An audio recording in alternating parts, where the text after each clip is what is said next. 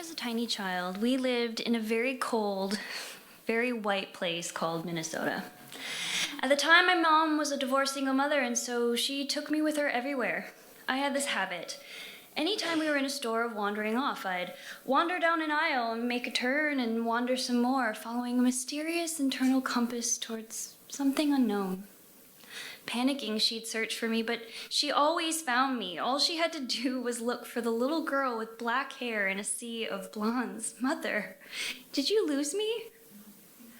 At the age of 9, my dad, her ex, agreed to give up his rights as my father. She had kept very good records of back payments on child support he owed, and when the time was right, she used it to negotiate with him. So he's trading me so he can buy a house, I asked her. Yes, but my daughter, this is a very good thing, she said. Mother, please don't lose me too. By the time I turned 18, many more things transpired, things that are still too painful to speak of, but this much is true. I feel as if I am losing my mind. The doctors tell my mother I have 1 week to live.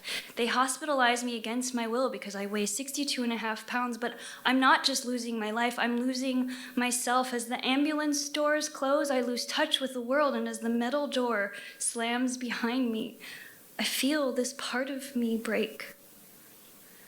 More than anything, I feel betrayed and abandoned by my mother. Mother, why do I feel so lost?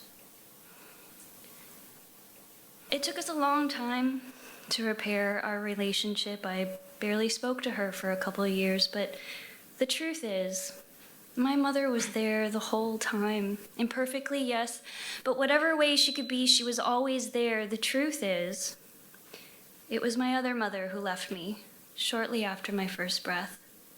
The story goes like this. I was born in Busan, South Korea, to a Korean mother and a Korean father. They already had 2 older daughters. I was a surprise. They were poor and couldn't afford to keep me. Father was injured and couldn't work. Mother carried me to full term to relinquish me at birth. I was left alone in the hospital for a week, transported to an orphanage in Seoul for a month, placed into a foster home for 4 months. At 5 months, I was flown across the Pacific Ocean to my shiny new parents in Minnesota, USA. Omma! I feel so lost. My mother, my American adoptive mother, the one who raised me, provided for me, who fought to save my life, started loving me the moment she saw my photo. But she could never fix the despair I felt deep in my bones, in my cells, from the separation, the loss, the trauma from being untethered from the woman whose DNA I carry, whose stories are in my blood, my Korean birth mother. Well, a couple of years ago, I decided to start my birth family search.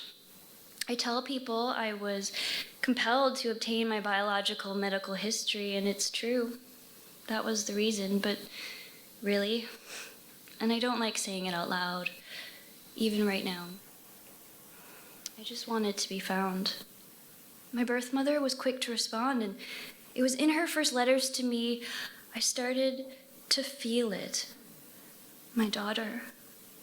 I lost pieces of my body. Sense it. My daughter. I lost my father, my brother, my sisters, my mother. Something unwinding. My daughter, after reading your letter, I cried for days with every truth in opening. My daughter, after sending you away, my heart was broken, a surrendering my daughter. I was so lost.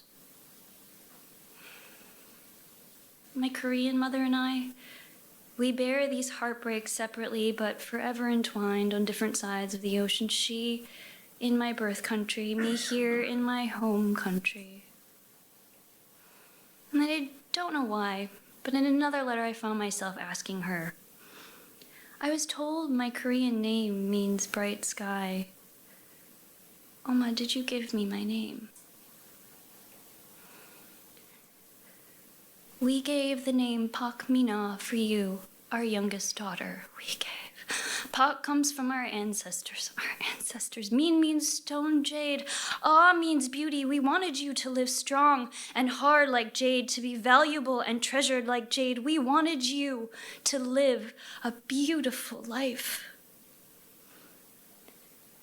And in that one moment, Something sparked.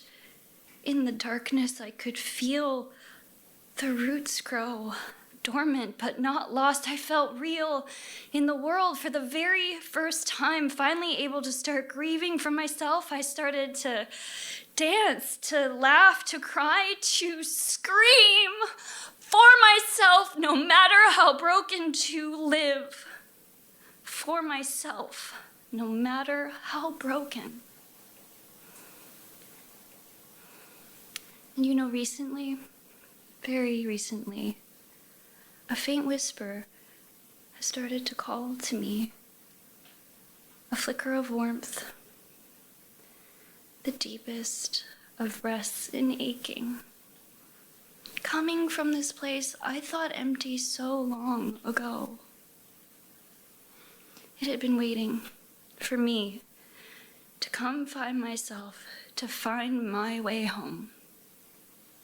An internal compass, guiding me on a meandering path, not just through those department stores, but breaking me open to my life.